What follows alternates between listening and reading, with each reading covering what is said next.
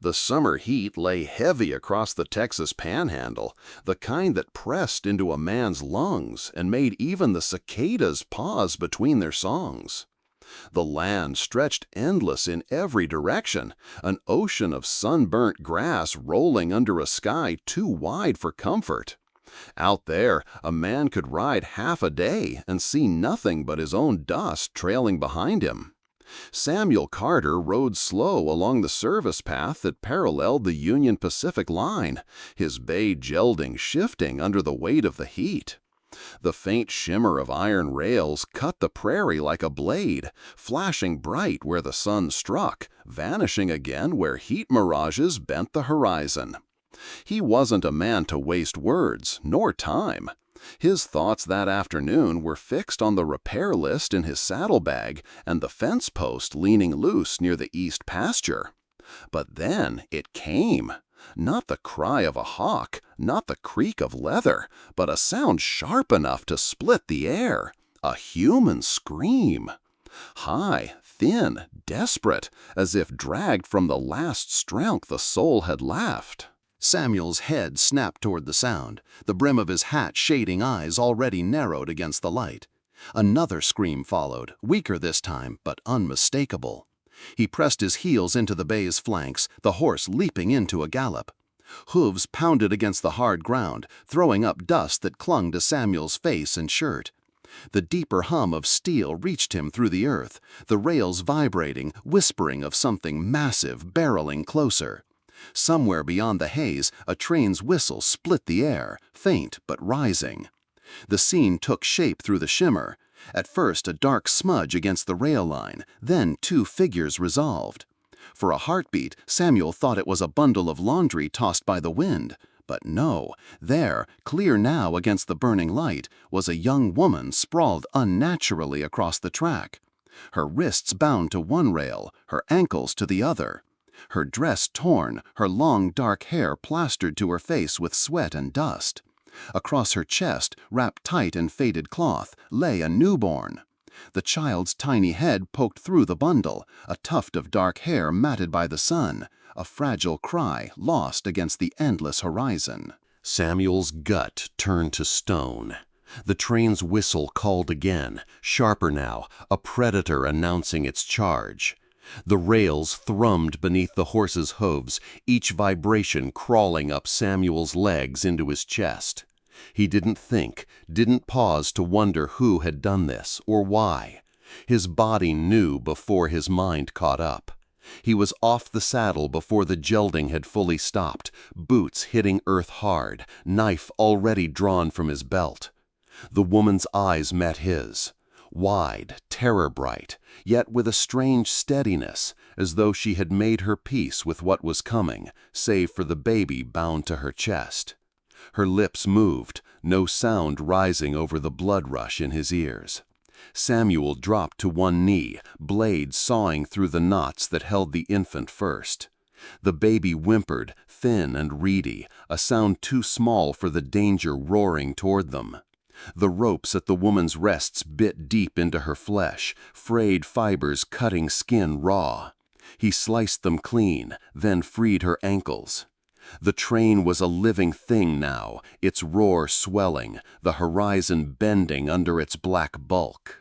With no time to test her strength, Samuel hauled her upright, one arm cradling the child, the other dragging her weight against his chest. He turned, running hard for the dry grass beyond. Behind them, the train's horn screamed, steel and smoke bearing down with a fury that shook the ground. The ground shook beneath Samuel's boots as the black engine tore into view, its smoke plumes smeared across the blazing sky. Each piston stroke hammered the rails like thunder, a force no man could stand against. The train screamed its warning, steel shrieking on steel, but Samuel did not look back. His focus was only on the girl and the bundle pressed against her chest. Her legs buckled as soon as he pulled her free, strength gone, body limp from sun and terror. He tightened his grip, dragging her weight across one arm, the swaddled child against the other. The dust burned his eyes, but he ran, shoulders heaving, boots pounding the hard pan. The roar of the engine swelled until it seemed to fill the sky. 20 strides, 15, 10. The train burst past, a wall of steel and steam, its wind knocking Samuel sideways, nearly toppling him. Heat slammed his face, grit stung his skin. The rails shrieked as if alive with fury. For a breathless moment, he thought the ground itself might give way. Then, as suddenly as it came, the danger thundered on, rushing westward. The final car flashed by, its tail of smoke and cinders trailing into the endless horizon. Silence did not return all at once. It crept back, step by step, until only the faint echo of the wheels lingered, swallowed by distance. Samuel lowered the woman onto a patch of dry grass, easing her down with care so the child would not be jostled. The baby whimpered, eyes closed, tiny mouth working in restless hunger. The mother's chest rose and fell in shallow, ragged breaths, her skin pale under the harsh light. She tried to speak, but only a rasp of air passed her lips. Still, her eyes stayed fixed on the infant, as though nothing else in the world existed. Samuel crouched beside her, hat brim casting a shadow over both mother and child. For the first time since he'd heard that terrible cry, he allowed himself to breathe. He studied the rope burns striping her wrists, the dust tangled in her dark hair, and the faded cloth that barely shielded the newborn from the sun. "Easy now," he said quietly, his voice steady, though his heart still thundered. "You're safe." Her eyes fluttered at the words, and her body sagged, some inner grip loosening at last. She shifted just enough to adjust the cloth around the baby, covering its head against the sun. Then she slipped into unconsciousness. Samuel checked her breathing, shallow but steady. The child, no more than a few days old, gave a faint sigh, then stilled against his chest when he gathered both back into his arms. He turned toward where his horse waited, reins trailing in the dust, ears pricked as though it too had felt the storm of steel pass by. Samuel lifted the woman carefully, swung into the saddle with the slow caution of a man who had carried broken things before. The baby was a warm knot between them, the mother's head resting against his shoulder, limp as though sleep and exhaustion had claimed her entirely. The gelding moved forward at his signal, hooves striking a steadier rhythm now that the danger was behind them. The rails gleamed under the late light, stretching into the horizon, carrying their noise and menace with them. To the other side lay miles of open land, sage and mesquite, the faint rise of his ranch on the far ridge. Samuel glanced once over his shoulder. The dust was already settling, no sign left of the cruel scene, save the memory of screams swallowed by the wind. He turned forward again, urging the bay into a smooth lope. The sky was softening toward evening, the air cooling just enough to carry the sharp scent of sage across the flats. Somewhere ahead, the worn boards of his ranch house waited, steady against the sky. And in his arms, pressed close, were two fragile lives he had not sought, but now bore as his charge. The thought settled heavy but certain in him. The tracks might run straight, but life never did. And whatever crossing had brought them together, it was only the beginning. If you found this helpful, a quick like really helps us keep creating. The bay gelding slowed as the low outline of the Carter Ranch rose from the heat-shimmered horizon. Weathered boards, a leaning windmill, and the squat figure of the main house stood stubborn against the prairie wind, as though carved from the very land it guarded. For Samuel Carter, it was the only piece of earth that had held steady in a life carved by war and hard seasons. Today, it was more than his refuge. It was the only safe place left for the half-conscious woman and the infant breathing soft against his chest. As he guided the horse into the yard, the front porch door swung open. Margaret Carter stepped out, wiping her hands on her apron, her bonnet tilted back against the sun. She had the kind of presence that quieted a space without asking permission. Her eyes, sharp under the shade, went immediately to the bundle in Samuel's arms. She said nothing at first, only crossed the yard in brisk, certain steps, skirts brushing the dust. Samuel dismounted carefully, shifting the woman's weight into his arms as though she might shatter. The child stirred, a thin cry breaking from the bundle. Margaret's hands were there at once. Without a word, she gathered the baby into her arms, settling Grace against her shoulder. The newborn's wail softened almost instantly, soothed by a rhythm only a mother's body remembered. Samuel felt a weight ease in his chest he hadn't realized he was holding. Margaret glanced at the woman in his arms, Eliza, though he did not yet know her name, and her lips pressed into a line.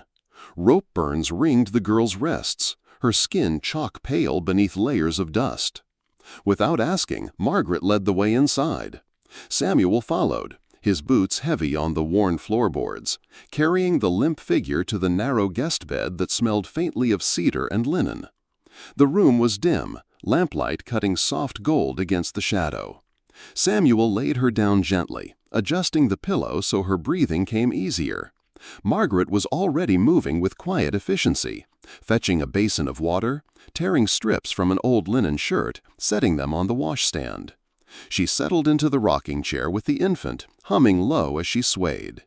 The tune was one Samuel knew well, Blessed Assurance, a hymn she often sang under her breath when the days stretched hard. The sound seemed to fill the room, small though it was. The baby quieted, tiny chest rising and falling in peaceful rhythm. Samuel watched, hat in hand, standing like a sentinel in the doorway. For a moment, the only noises were the creak of the chair, the baby's sighs, and the far-off cry of a meadowlark beyond the walls. Margaret's eyes flicked up at him, steady. "She's been through something cruel," she said softly, her voice low enough not to disturb the sleeping child. "It's a mercy you found her." Samuel didn't answer. Words had never been his trade. He only nodded once, the weight of the day pressing against his shoulders. His gaze drifted back to the woman, Eliza, her face slack in exhaustion, but not free of tension. Even in unconsciousness, her brow creased, as if fear had carved itself too deep to let go. A draught stirred the thin curtain, carrying the smell of dust and sage through the room. Samuel shifted, the leather of his belt creaking, and for a fleeting second he thought of the iron rails still gleaming not far off. They had carried industry and change into the frontier, but today they had carried something darker, a reminder that cruelty could run just as straight and unforgiving as the track itself. He rested his hat against his thigh, the brim brushing the floorboards. "She'll stay here," he said finally, more to himself than to Margaret, "until she can stand on her own." Margaret did not reply.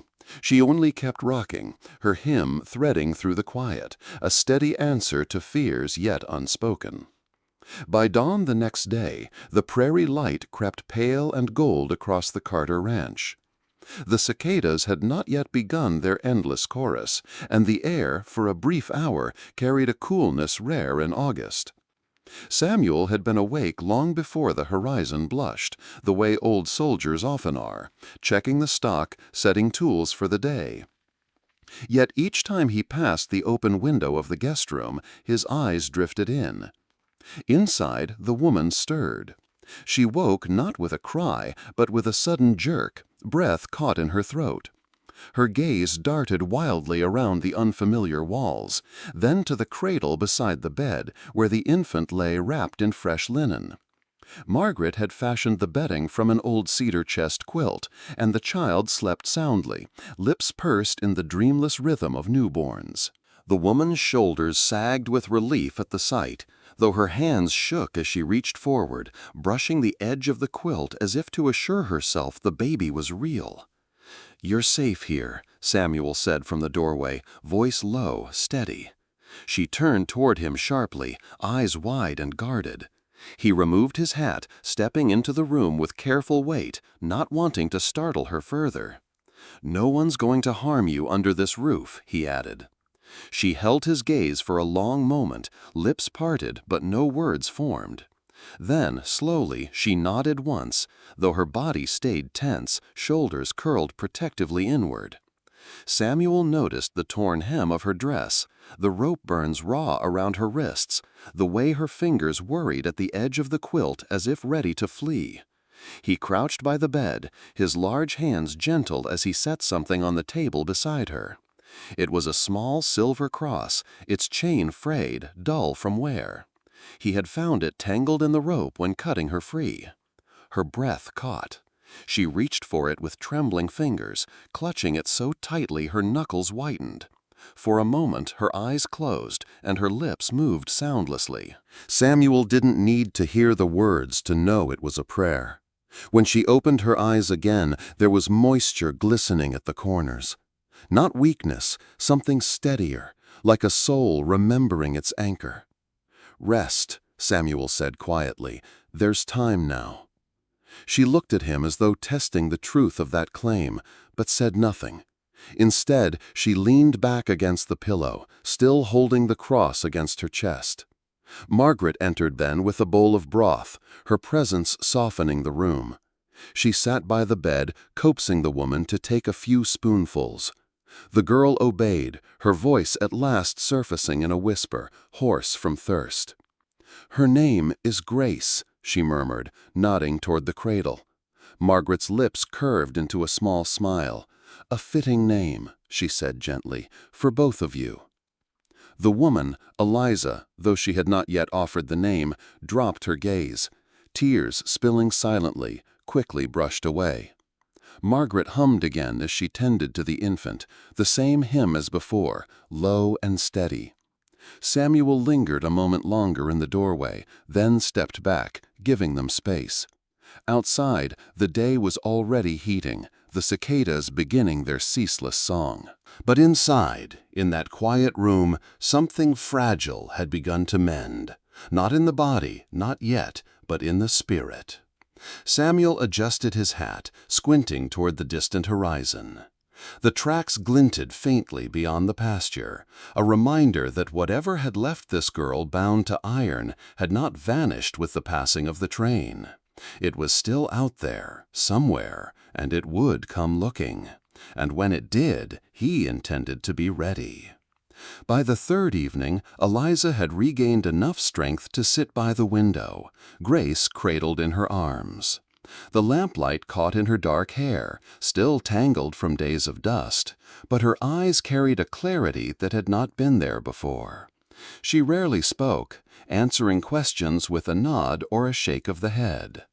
Yet that night, with Margaret sewing at the table and Samuel oiling his rifle in the corner, the silence wore thin enough for words to find their way through. "I came west on a promise," Eliza said softly, her voice steady though faint. Samuel looked up but did not interrupt. Margaret set her needle aside, folding her hands quietly in her lap. "My husband wrote letters," she continued, gaze fixed beyond the glass, toward the fading horizon. "Said he had filed under the Homestead Act, that there would be land for us, land we could make our own. He spoke of wheat fields and cattle, of a place where our children would grow with the sky wide above them." She paused, shifting Grace slightly as the infant stirred. Her fingers traced the child's cheek, tender but trembling. "But when I arrived, heavy with child," her voice thinned, brittle as glass, "I found him already bound to another woman. His kin looked at me like I was dirt blown in from the trail. They called me a mistake, a burden, something that needed correcting." Samuel's jaw tightened, the soft scrape of cloth against metal pausing mid-stroke. Eliza drew in a breath, slow, as though forcing herself to finish. "After Grace was born, they took me in the night, said it would be quick, that the train would do what they hadn't the stomach for." Her eyes dropped to her hands, rope burns still raw, the silver cross dangling faintly from her fingers. For a moment, the only sound was Grace's small, rhythmic breaths. Margaret rose then, her steps measured, and placed a hand lightly on Eliza's shoulder. The gesture held no pity, only steadiness. "The Lord is close to the broken-hearted," she said, her voice quiet but firm, "and saves those who are crushed in spirit." Eliza's throat worked, but no words came. Instead, a tear slid down her cheek, quickly followed by another. She turned her face slightly, as though ashamed of the weakness, but Margaret's hand did not move. Samuel set his rifle aside, the metal catching a glint of lamplight. He studied Eliza in silence, seeing not only the woman broken by cruelty, but the mother who had clung to her child even as the rails rattled beneath her. In the stillness, something in him shifted, a recognition, perhaps, that survival was not just about grit or strength, but about faith carried through darkness.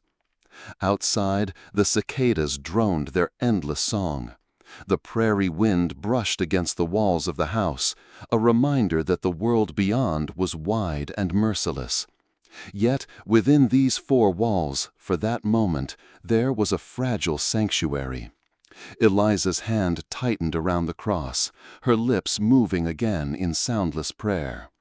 Grace stirred once more, then settled, her small fingers curling into her mother's dress. Samuel leaned back, his shadow stretching long across the wooden floor. He had seen many kinds of cruelty in his years, on battlefields, in lonely towns, across the dust of Texas trails. But to hear of kinfolk binding a mother and child to iron, that carried a coldness even war had not taught him. Margaret finally withdrew her hand, resuming her seat at the table. She took up her needle again, but her gaze lingered on Eliza, not with judgment, but with the quiet determination of a woman who knew the weight of suffering and the stubborn strength required to bear it. The lamp flame flickered as a draft moved through the room, bending shadows across the walls. Samuel's gaze followed it, settling on the far horizon in his mind's eye. Somewhere out there, the Wellers were still riding, and the story Eliza had just shared was proof enough they would not stop until their cruelty was finished. He reached for the cloth and rifle once more, not from habit, but from a resolve sharpening into something clearer than before. Morning on the Carter Ranch began the way it always had, roosters crowing at first light, the creak of the windmill, and Samuel already outside, tightening fence posts before the sun cleared the ridge. Yet inside the house, something had shifted. Eliza rose early now, as though long habit warned her that the day could be stolen at any moment. She washed her face in the basin, smoothed the folds of her dress as best she could, then turned her attention to Grace before herself. The child ate first, always. Only afterward would Eliza accept the broth Margaret set before her. She spoke little, but her hands moved with quiet care, each action deliberate, as though the smallest gesture carried the weight of survival. Margaret, used to the silence of women who carried burdens too heavy to name, did not press her.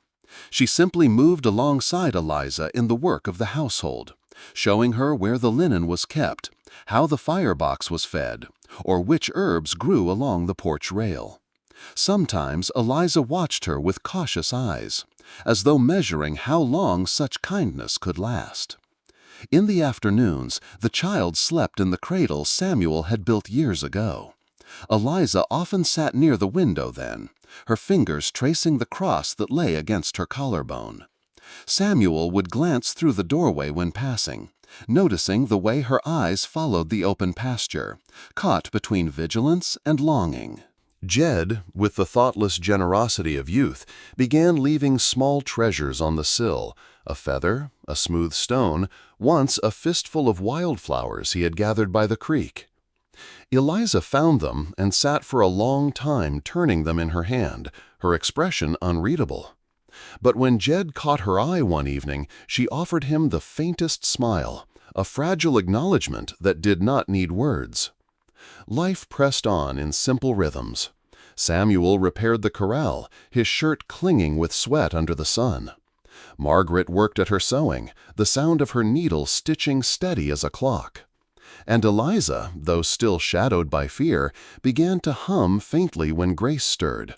A tune so soft Samuel could not catch the words, but it was music all the same. It was in the small things that the change became clear. The way Eliza tucked the blanket around Grace with practiced precision. The way her shoulders eased, just slightly, when the baby's breaths settled into sleep. Or the way she lingered on the porch in the cool of evening, her gaze not only on the horizon now, but sometimes turned back toward the house, as though testing the notion that she belonged inside it. Samuel noticed, though he said nothing. He had learned long ago that some truths were better left to grow in silence. Instead, he kept to his work, though more often his eyes wandered toward the open window, catching the glimpse of a woman slowly relearning how to live. One evening, he paused at the sight of her standing on the porch, Grace asleep against her shoulder. The setting sun caught in her hair, turning it copper in the light. For a moment she seemed almost at peace, her features softened, the guardedness easing.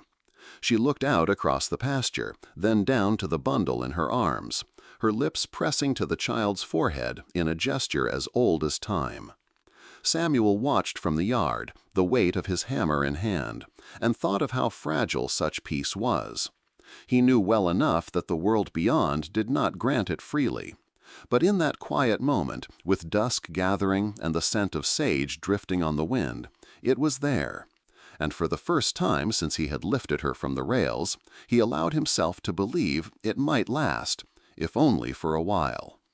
By the week's end, Samuel hitched the wagon and rode into town for supplies. The August sun burned fierce, and the trail dust clung to his coat by the time he reached the general store. Inside, the air was cooler, shaded by shelves stacked with flour, salt, and tins of coffee. Tom Weller, the storekeeper, leaned across the counter as Samuel set down his list. "They were in here yesterday," Tom said low, his eyes darting to the door as if the walls themselves might listen. Samuel paused, his hand on the brim of his hat. "Who?" "Two riders, one broad, with a beard like it had been cut with a dull knife. The other thin, sharp-eyed, restless as a coyote. Asked if anyone had seen a young woman traveling with an infant." Tom's voice lowered further. "They spent money quick, then headed back east. But I reckon they weren't done." Samuel's jaw worked. He thanked Tom, gathered his supplies, and left without another word. The sun was dropping when he turned the wagon back toward the ranch, shadows stretching long across the land. The weight of the news pressed against him heavier than the sacks of grain in the back. At the ranch, Eliza had taken to the porch in the cooler hours, Grace asleep in her arms. Margaret sat nearby with her mending basket, while Jed raced around the yard chasing chickens. From a distance, the scene carried the shape of peace, yet Samuel knew better. That evening, after supper, he set his rifle across the table and began to oil the stock. The lamplight glinted off the metal, the motions slow, deliberate. Margaret said nothing, only cleared the bowls with her usual care. Eliza, sitting near the cradle, watched in silence, her hands folded tightly in her lap. "They'll come," Samuel said finally, his voice even. "It's only a matter of time." Eliza's eyes flicked up, meeting his. There was no shock in her face, only the tightening of her grip on her dress, knuckles pale in the lamplight. "How soon?" she asked, her voice little more than a whisper. "Soon enough," Samuel replied. He checked the chamber, slid it shut with a soft click. "But they won't find you alone." The words hung in the air. Margaret reached over then, resting her hand lightly on Eliza's arm. The simple touch carried more promise than any vow. That night, sleep came thin. Samuel rose more than once to step onto the porch, scanning the ridges under the moonlight. The land lay wide and still, but he knew well enough how easily riders could move under cover of dark. He listened to the faint cry of coyotes, to the rustle of dry grass, to the creak of the windmill turning slow. Inside, Eliza rocked Grace in the cradle. The baby whimpered once, soothed quickly by her mother's soft voice. Samuel caught the sound, a prayer folded into a lullaby. He could not make out the words, but the cadence carried faith older than fear. As dawn broke, painting the horizon in pale rose, Samuel saddled his horse and rode the fence line himself. From the higher ridge, he could see far into the open country. Nothing moved but a pair of hawks circling overhead. Yet his hand never strayed far from the rifle at his saddle. The prairie had gone quiet, too quiet. And Samuel Carter, who had lived through war and seasons of hunger, trusted such silences least of all. The evening settled warm and windless, the kind of summer dusk when the prairie seemed to hold its breath. The cicadas had eased their song, leaving the steady creak of the windmill as the only sound carrying across the yard. Samuel leaned against the porch post, hat pulled low, eyes fixed on the fading horizon. He had spent the day circling fence lines, his rifle never far from reach, but the land had offered no sign of riders.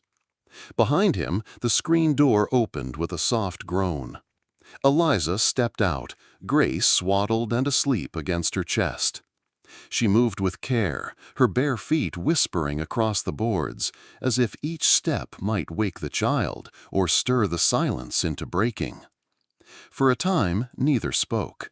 Samuel kept his gaze outward, where the sky bled orange into violet, while Eliza settled into the rocking chair. She drew the baby close, adjusting the cloth against the evening breeze. The chair's gentle rhythm filled the quiet, a counterpoint to the beat of Samuel's thoughts. Finally, her voice came, low and almost hesitant. "I've never been anywhere I could rest without thinking about leaving." Samuel turned his head, studying her profile in the twilight. She did not look at him, her eyes fixed instead on the far line of the land, where the rails glinted faintly like a scar under the setting sun. "You don't have to think about that here," he said simply. The words carried no flourish, no promise he could not keep. Just plain truth, spoken like a man who knew the worth of it. Eliza's hands tightened around Grace, her thumb tracing the edge of the swaddling. Slowly, she turned her gaze to Samuel. Their eyes met in the fading light, steady and unflinching. For the first time since he had pulled her from the tracks, she did not look away. In her face, he saw not only fear, but the fight to move beyond it. A woman worn thin by betrayal, yet still carrying the will to hold her child, to breathe, to believe. He wondered if she saw in him the same. A man weathered by loss, still standing out of sheer duty until something greater gave him reason to stand firmer. The moment stretched, filled not with words, but with an understanding neither had dared name. Trust, fragile as a candle flame, flickered between them. Grace stirred then, a small whimper breaking the silence. Eliza hushed her gently, rocking in time to a soft tune under her breath. It wasn't a song Samuel knew, but it carried the cadence of a prayer, the kind a mother whispers when she has nothing left but faith to offer. Samuel drew in a slow breath, the air heavy with sage and the faint smoke from the stove inside. He shifted his weight, hat brim shadowing his face. "They may come," he said at last, voice even. "But if they do, they'll find this place isn't easy ground." Eliza nodded once, her lips pressed thin, eyes still locked to his. Whatever she read there seemed to steady her, if only a little. The stars began to prick through the deepening blue, one by one. The prairie wind stirred at last, cool against the skin, carrying with it the scent of earth ready for night. Samuel looked back out over the land, and this time Eliza's gaze followed his, not in fear, but in recognition that, whatever horizon might bring, they were no longer watching it alone. If you're still watching right now, drop a 1 in the comments so I know you're still with me on this journey. The evening had settled over the plains with a quiet too deep to trust. Even the cicadas, relentless in their summer song, had fallen silent. Samuel Carter stood at the edge of his yard, one hand resting on the gate latch, when he heard it. A low, steady drumming carried faint across the wind. Hoofbeats. It was not the careless gallop of a boy racing home, nor the loose shuffle of a ranch hand returning late from the range. This rhythm was deliberate, measured, the kind a man carried when he wanted to be seen coming. Samuel's eyes narrowed toward the western ridge, the last light of day throwing long shadows across the grass. His jaw set. He had been expecting this. Behind him, the ranch house glowed dim with lamplight. Through the window lace he glimpsed Eliza, holding Grace close, her figure half hidden in the amber glow. Margaret moved quietly at her side, settling the shutters, her motions calm but certain. They, too, had heard the sound. The ground itself seemed to carry the pulse now, faint vibrations rising up through Samuel's boots. He slid the rifle into the crook of his arm, not raising it, not yet. His breath came steady, the kind of breath a man learns only after years of waiting for storms that always find him, whether he welcomes them or not. The hoofbeats grew clearer, cresting the ridge, rolling toward the valley. Dust lifted in the distance, a faint smear against the fading sky. Samuel tilted his head, listening, measuring. 2 horses? Maybe 3. The weight of their approach pressed into the silence, crowding out the stillness of the land. Inside, Eliza pressed her forehead to Grace's soft hair, whispering something Samuel could not hear. But he knew well enough what prayer sounded like, even through glass and distance. Margaret's hand rested lightly on the younger woman's shoulder, her lips moving as though repeating the same psalm Samuel himself carried in his chest. I will fear no evil. He stepped forward to the gate, boots grinding against the dry earth. His body was still, but inside him the years of loneliness, the months of quiet watchfulness, the days since finding Eliza on the tracks, all of it drew tight into this moment. The riders were coming. There was no more road behind them, no way left to turn aside. The sun dropped low, painting the horizon in blood-amber light. The cicadas did not return to their song. The only sound was the beat of hooves, drawing nearer, steady as the tick of a clock counting down. Samuel squared his shoulders, the rifle cool against his palm. Whatever came over that ridge, he would meet it here. The riders crested the ridge just as the last flare of daylight burned low. Dust rose around them, turning their outlines into dark smudges against the horizon. As they drew closer, the shapes hardened into men. 2 of them, both broad in the saddle, both carrying themselves like they owned the ground they crossed. Samuel Carter did not move. He stood at the gate, rifle resting easy in his hands, hat brim shadowing his eyes. The men slowed their mounts, reining in just short of the yard. The silence stretched, broken only by the restless snort of horses and the faint creak of leather. The bearded one spoke first, his voice carrying across the still air. "Evening, Carter. We're looking for a woman, Apache-blooded, dark hair, traveling with a babe. You've seen her?" Samuel's grip on the rifle did not tighten, did not shift. His answer came steady. "You're on my land." The second man, thinner, his eyes sharp as a knife edge, leaned forward in his saddle. "Don't play dumb. We know she's here. She don't belong to you, nor to this place. Hand her over, and there'll be no trouble." Inside the house, Eliza froze just behind the curtain. She could see them through the lace, the beard, the thin one's sly eyes, and the old fear rose sharp in her chest. Her arms tightened around Grace. Margaret's hand pressed to her arm, firm, grounding. Samuel let the silence draw long before he spoke again. "The woman and child are under this roof and under my care. That's all you need to know." The bearded man's lip curled. "She's a burden. Trouble follows her. Best thing is to turn her loose before it comes to you." Samuel shifted slightly, the rifle angling, not raised but ready. His voice dropped low, plain as a fence post set firm in the dirt. "She's not leaving, and neither are you unless you turn those horses back the way they came." For a heartbeat, the yard held still. Dust hung in the air, glowing faint with the last trace of sun.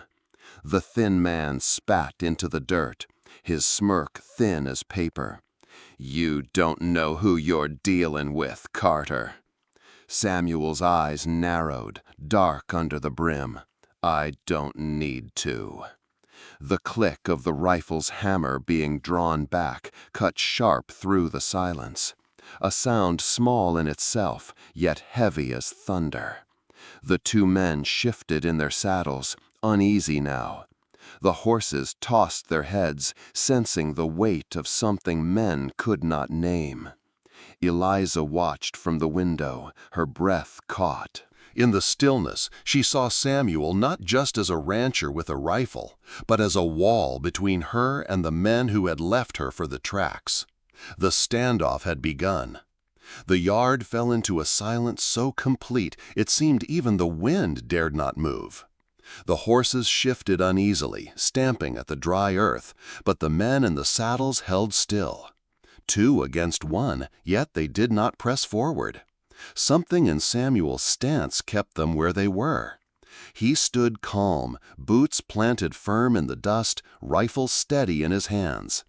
His hat brim shadowed his eyes, but his presence spoke louder than any words. He was not bluffing. The line had been drawn, and the men across from him knew it. Inside the house, Margaret stood tall beside Eliza, the lamplight catching the silver in her hair. She had drawn the curtain back, just enough for Samuel to see her. Not hiding, not cowering, but present. Her posture spoke what words did not. He was not bluffing. The line had been drawn, and the men across from him knew it. Inside the house, Margaret stood tall beside Eliza, the lamplight catching the silver in her hair. She had drawn the curtain back, just enough for Samuel to see her. Not hiding, not cowering, but present. Her posture spoke what words did not. He was not alone. Eliza held Grace close, her arms trembling yet unyielding. Through the window, her eyes found Samuel. For the first time since the rails, her gaze did not carry only fear. It carried trust. She had placed her life and her child's in his keeping. That weight steadied him more than the rifle in his hands. The thin man leaned forward in his saddle, trying to pierce the silence. "You think one rifle stands against 2 men?"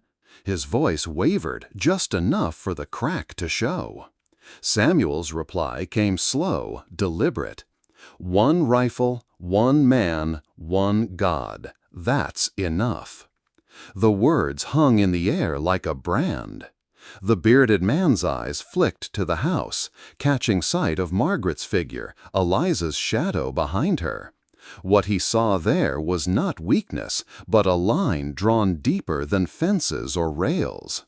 The cicadas, silent since the hoofbeats first broke the evening, began their song again, low, pulsing, as though the land itself had chosen sides. The moment stretched long, every breath heavy. Samuel did not shift, did not falter. Behind him stood more than wood walls and lamplight. Behind him stood a lifetime of work, the family who trusted him, and the God who had steadied his hands when nothing else could. The 2 riders felt it. They might have laughed another day, might have pressed forward when a weaker man stood. But this was no weaker man. This was a gate they would not cross. The thin one's smirk faltered. The bearded man tightened his reins. Neither spoke. The air was thick with the unspoken truth. The fight would not be won here, not tonight. Still, no one moved. It was a standoff measured not by bullets, but by will.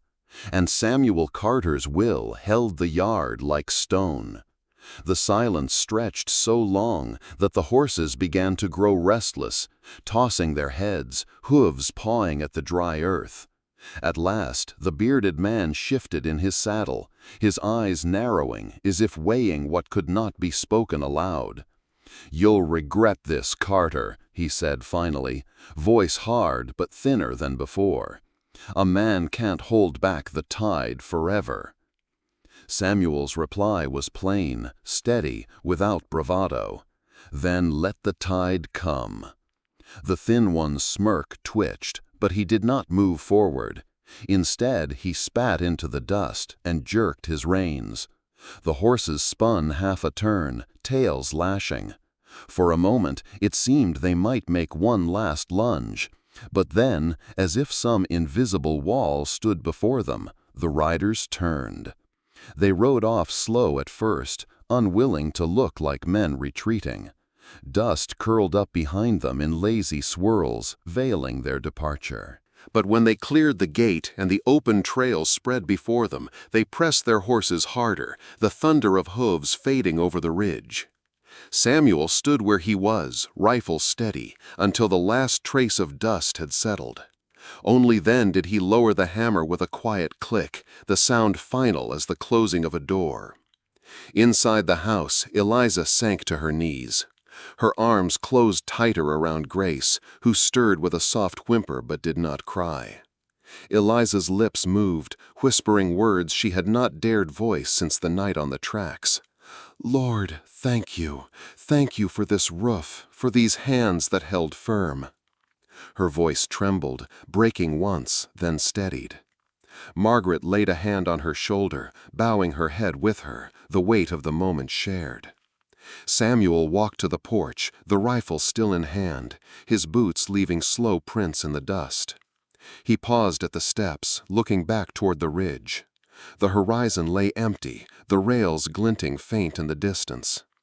Yet he knew the men's words were not just bluster. They would return.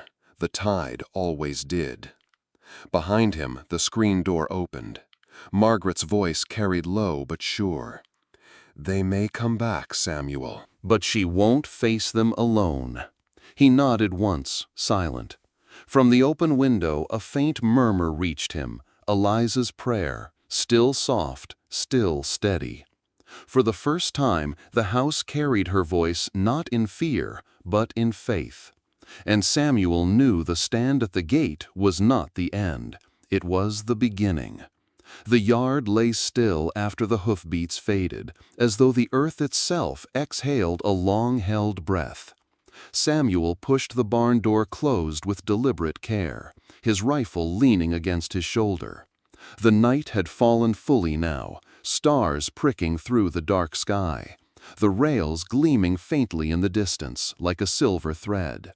Inside, the air carried a different weight. Margaret moved quietly through the kitchen, setting aside the supper untouched when the riders arrived. The lamplight softened her features, but her eyes stayed sharp, listening for sounds beyond the walls. Eliza sat at the edge of the guest bed, Grace curled against her chest. The baby's breath came steady, as though even the roar of danger had not broken her slumber. But Eliza's hands shook, the rope burns on her wrists raw in the light. Samuel stepped into the doorway, hat in hand. He said nothing at first, only watched mother and child, the fire and the hearth casting their shadows long on the wall. Finally, his voice came low, almost reluctant. "They're gone, for now." Eliza's eyes lifted to him, searching his face as if testing the truth in his words. For a long moment she said nothing. Then her voice, rough from fear and weariness, found its way out. You risked yourself for me." It was not accusation nor question, simply fact. Samuel shifted, the brim of his hat turning in his fingers. "For both of you," he answered. His gaze flicked to Grace, sleeping peaceful in her mother's arms. "That's what a man does." Her lips pressed together, trembling once before steadying. She lowered her eyes to the child, brushing a lock of fine hair from her brow. "I don't know how to carry that kind of debt," she whispered. "You don't," Margaret said from the doorway, her voice firm yet gentle. "We don't measure life that way here." The words seemed to settle over the room like a blanket. Eliza's shoulders sagged, some inner grip loosening at last. She bent her head over Grace and kissed her brow, tears sliding silent down her cheek. Samuel turned away, giving her the dignity of privacy, but in his chest something tightened. Not fear this time, nor duty alone, but the weight of a bond being forged, quiet and unseen, stronger than rope or rails. Outside, the night stretched wide and still, but everyone in that house knew it was not peace they felt, it was pause, and pauses never lasted long. The ranch lay quiet beneath the sweep of midnight. The cicadas had taken up their endless chorus again, filling the dark with the hum of summer. From the porch, Samuel sat in the rocker, rifle across his knees, his gaze fixed on the ridgeline. The moon lit the rails faintly in the distance, a reminder of both what had been faced and what might yet return. He thought the house had gone fully still. Margaret had long since banked the fire. Jed was asleep in the loft. Yet from the open window of the guest room came a sound Samuel had not heard before, a voice, soft, wavering at first, but steadying into melody. Eliza was singing. The words were not loud, not meant for ears beyond the cradle. But Samuel caught the rhythm all the same, a lullaby worn thin with time, one of those old frontier hymns that mothers carried west in memory more than in books. Grace stirred once, gave a tiny sigh, then fell deeper into sleep. Samuel leaned forward, the rocker stilling under his weight. Something in the sound caught him off guard. It wasn't merely a song to soothe a child. It was a thread, fragile yet unbroken, spun out of hope itself. For the first time since that terrible day on the rails, Eliza's voice carried not fear, not despair, but promise. Inside, he pictured her sitting at the edge of the bed, the lamplight soft on her face, her hands cradling her daughter as though the world could no longer tear them apart. He imagined the rope burns still raw, the shadows of betrayal still heavy, but through it all, the song rising like a defiance, quiet but unyielding. Samuel felt the weight shift in his chest. For months, perhaps years, he had carried silence as his companion, choosing solitude over the wounds of connection. Yet here, in this fragile voice threading through the night, something broke open. Not loneliness, not duty, but belonging. He leaned back at last, lifting his eyes to the stars. The lullaby faded, leaving only the steady hush of the plains. But its echo stayed, rooted deep. In that moment, Samuel understood. The fight at the gate had not just saved a woman and child. It had carved a line in his own life, dividing what was before from what must come after. Nothing would be the same again. If you like this video, please comment number 9. If you don't like it, please comment number 0. The days that followed settled over the Carter Ranch like the hush after a storm. The Wellers did not return, though no one believed they had vanished for good. Word had begun to spread in town.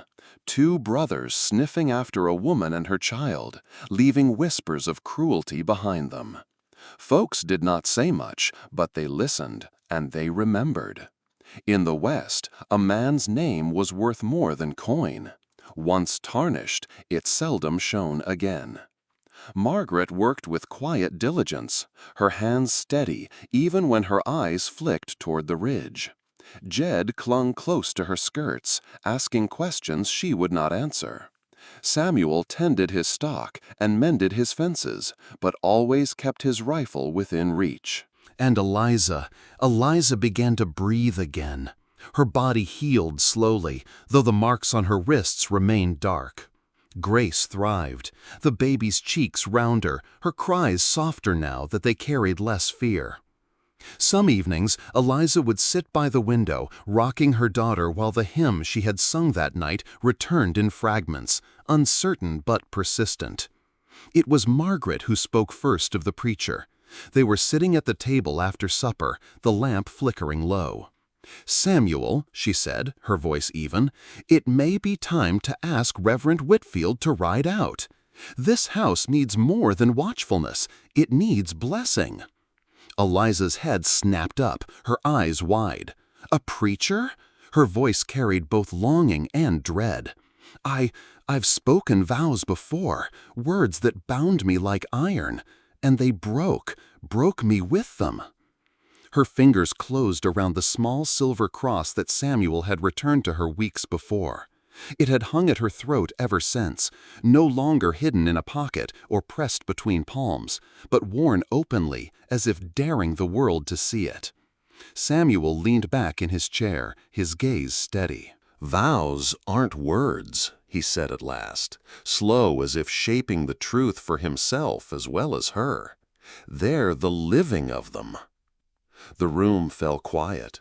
Eliza's breath came quick, as though she had been struck, not by anger, but by something truer than fear. She lowered her gaze, rocking Grace once more, and in her silence there was no refusal. 2 days later, beneath the great cottonwood by the creek, they stood together. The preacher had come on horseback, his Bible tucked in the saddlebag, his hair gone to silver like Margaret's. The ceremony was plain, as most things were in the West. Words spoken under the open sky, with earth and water as witnesses. Margaret stood beside Eliza, Jed clutching her hand, solemn for once. Eliza's dress was simple, pale cotton that Margaret had mended. Yet around her neck hung the silver cross, polished bright, catching the sunlight as though it had been waiting for this day. When Reverend Whitfield asked the question, Samuel's answer came sure and deep, the kind of voice that did not need to be raised to be believed. Eliza's answer was softer, trembling, but it held. No rings were exchanged, only hands clasped, the preacher's words drifting with the breeze. "What God hath joined together, let no man put asunder." As they turned from the cottonwood, the late sun stretched long shadows across the grass. Grace cooed in her mother's arms, reaching a tiny hand toward Samuel. He caught it gently in his calloused palm, and in that small touch the circle closed. They walked back to the house, not as strangers bound by danger, but as family, fragile still, but real.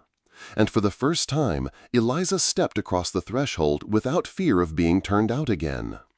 The supper table was moved outside that evening, under the wide sky where the cottonwood leaves rustled in the warm breeze. Margaret had prepared roasted chicken, golden and crisp, with cornbread baked in her cast-iron skillet, and a pie cooling on the window ledge, sweet with apples from the Carter orchard. Jed ran back and forth with wooden bowls, too excited to sit still, while Grace slept in a cedar cradle Samuel had built with his own hands. The cradle stood near the table, its frame smoothed and sanded, carved with a simple cross at the headboard. Eliza often caught herself tracing the lines of the wood, marveling that a man who had carried loneliness like armor could fashion something so tender. Grace stirred now and then, but never fully woke, lulled by the rhythms of voices and laughter around her. The air was touched with peace, though not the loud kind that comes with triumph. It was quieter, steadier, like the hush after prayer when the heart settles into what it has long sought. Samuel sat at the head of the table, not as a host commanding guests, but as a man who, for the first time in years, no longer ate alone. He broke the bread, passing it to Margaret first, then to Eliza, his movements deliberate, as if weighing the gift of such a simple act. Eliza, seated beside him, lifted her eyes to the fading light. The sunset spread across the horizon in bands of fire and gold, the rails beyond the ridge gleaming faintly as they stretched toward some distant place. She watched until the colors deepened to rose, then whispered as though speaking to the air itself, "I didn't think I'd belong anywhere again." Her words were not bitter, not even mournful, only full of wonder, like a truth she had not dared name until this moment. Samuel's gaze rested on her, steady, unflinching. "You do now," he said simply. The silence that followed was not empty, but full, of the crackle of the fire pit, of Jed's laughter echoing across the yard, of Margaret's hum as she set down the pie. Even the cicadas seemed to join in, their song blending with the rhythm of evening settling over the land. Eliza reached down, brushing her fingers lightly across the silver cross at her throat. She closed her eyes for a breath, her lips moving in a prayer too soft to hear, but its presence lingered in the air, like a candle newly lit. The rails in the distance glinted one last time before darkness claimed them. They ran straight, as rails always did, pushing on without bend or mercy. But life, Samuel thought as he leaned back in his chair, was never straight. It twisted, broke, mended, and sometimes, when grace allowed, curved homeward. The last light faded, and the Carter Ranch held its own against the night. A house no longer only shelter, but sanctuary. A family no longer bound by blood alone, but by choice, by faith, by the kind of love that endures. And so it ended, not with the thunder of hooves or the crack of gunfire, but with the soft murmur of voices at a supper table, the cradle creaking gently in the breeze. The rails may run straight, but life never does, and sometimes God bends the road toward home. Out on the frontier, life was never simple, yet in its hardship, people discovered the truest measure of love, faith, and courage. Perhaps you too remember days when a simple meal at the table meant everything, or when the sound of a lullaby carried more hope than 100 promises. These are not just tales of Samuel and Eliza. They are echoes of every family that fought to belong, every soul that found strength in God's grace, and every heart that believed home was worth protecting. If this story stirred something within you, hold on to it. Share it, reflect on it, and walk with us as we bring to life more true Wild West stories, tales of grit, redemption, and enduring hope.